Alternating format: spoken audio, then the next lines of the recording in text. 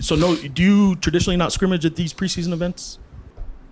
Well, this will be my first preseason event, right, as a coach. So, yeah, but I think it's more.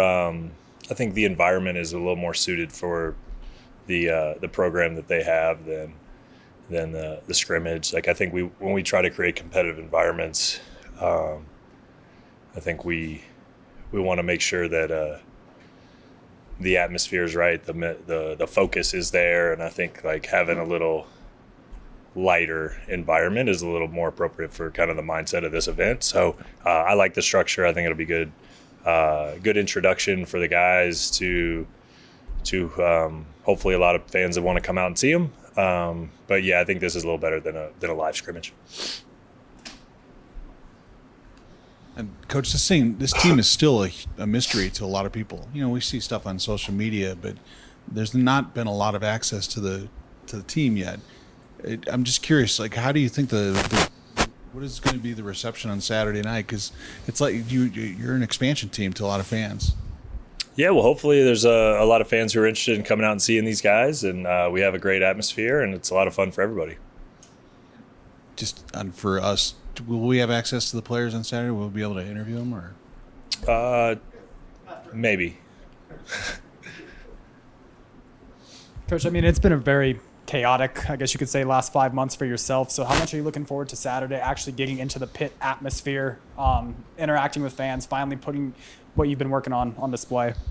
Yeah, we're very much looking forward to being there with some of the fans, and obviously we know it's not exactly a game environment, but something we're definitely looking forward to. It's something we've been hearing about and talking about since April, and so yeah, we're certainly looking forward to Saturday, and then obviously the fall in November as well.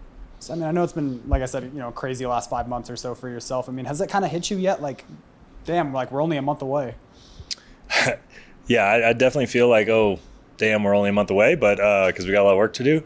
But no, I think it's also kind of the rhythm of a basketball season a little bit. So you certainly kind of get into the dog days, for lack of a better word, where there's a lot of practice in. I think everybody's quickly gets to where they're looking, excited about seeing a different jersey, and those things are coming for us. And the real challenge is your ability to focus throughout that period, try to maximize your opportunities to improve, and so that you can, be the best version you can be when the lights come on. Who are you most excited to see in the dunk contest, and who should fans be looking out for? Oh, that's a great question. Steve, who's in the dunk contest? Uriah, Dayton, Kevin. I don't know who the fourth one is. There's a fourth. I can't remember who the fourth is, but yeah. Well, I would say whoever that fourth person is, I'm excited to see what they're going to do. They got some stiff competition with the other three. And then where are you right now versus where you plan to be or hope to be roughly a month? Should I repeat it? Yeah. Coach, where are you right now as a team compared to where you hope to be or plan to be, say, a month out from the start of the season?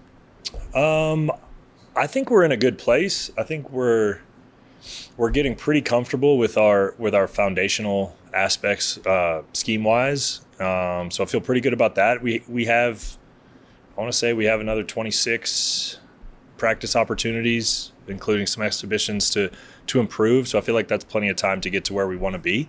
But it's, we try to take a pretty granular focus on, what are the things we need to improve today? How do we approach kind of day at a time, cliche type approach to it. So where we want to be, I don't think anybody's ever where they want to be when the first game comes around, because I do think you need some of those game reps to really get to where you want to be. But I like where we are now early in the kind of practice session.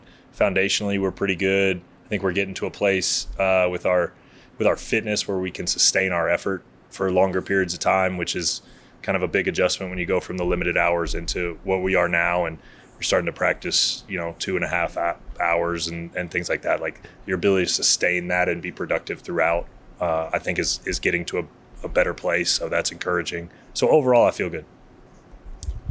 Back to Saturday night, who will be in the 3-point contest, and who do you think the favorite should be?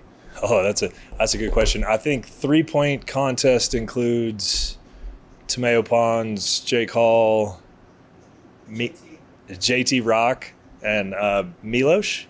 Yes. I would say just based on practice numbers, I think Jake Hall might be the highest percentage guy so far, but I would have JT Rock as my sleeper in that. And you mentioned, 26 more practice opportunities. You got, about a month left before the season starts. Do you have an idea of who your starting lineup is going to be and what it's going to look like? No, none at all. Okay. So is that something you're going to wait until, till you get to the season to release, or is that something that, you figure out when it naturally comes to you? I think that stuff sort of works itself out over the course of the competition and the practices.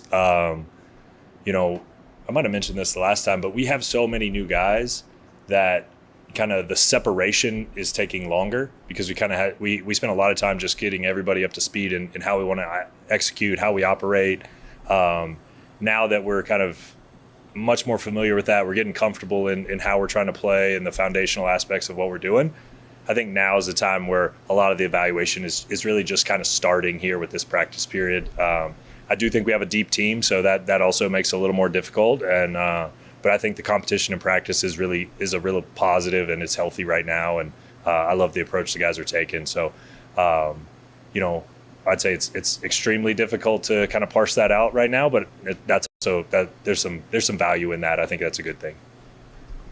Coach, football has always been kind of the stepchild here, and you've seen how it's been embraced after 4 games. Does that kind of get the basketball team's juices flowing to see the enthusiasm over football? Yeah, absolutely. I mean, my time here at football has been great, right? So it's a fun group to watch, and Coach X got those guys playing great. Guys are playing good football. I love the way they compete. I've tried to watch as much of their games as I can, and I've seen them multiple times get behind and fight back and respond, and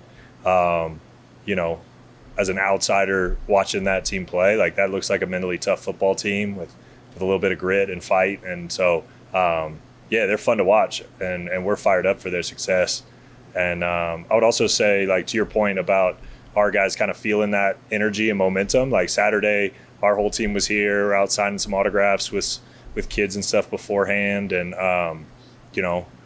we're all excited about being in the pit and feeling that atmosphere, but it was certainly cool to feel that energy in University Stadium on Saturday and kind of be part of that. And it does give our guys a little bit of a glimpse, and I think it kind of gets everybody's juices going a little bit. So yeah, we're super fired up for football. Coach, we appreciate the opportunity to see a little bit of practice today. We watched you guys go a little up and down a little bit with some 5 out. It really looks like there's not a traditional point guard. There were multiple guys bringing the ball down the floor. Can you speak a little bit more about how this offense may look like that?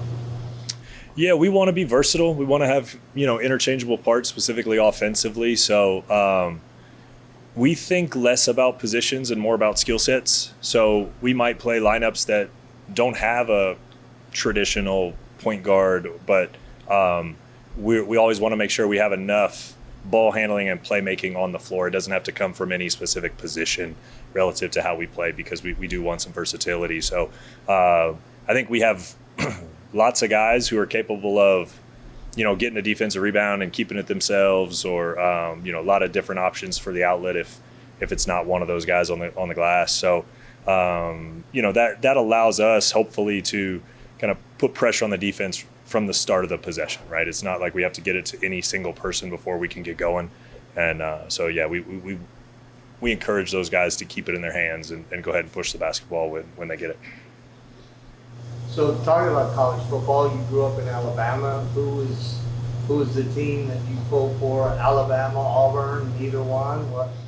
Yeah, I grew up rooting for Alabama. So we had a big win on Saturday at Georgia, right? Second biggest win of the weekend. So yeah, for sure, Alabama fan. Although I do have a younger brother who went to Auburn, so we try not to hold that against him. But Baseball playoffs are starting today. Who are you rooting for? Padres guy? what's that? I did become a little bit of a Padres fan in my time there. When they're good, that's a fun ballpark to be in, and the energy downtown there is a lot of fun during the playoffs.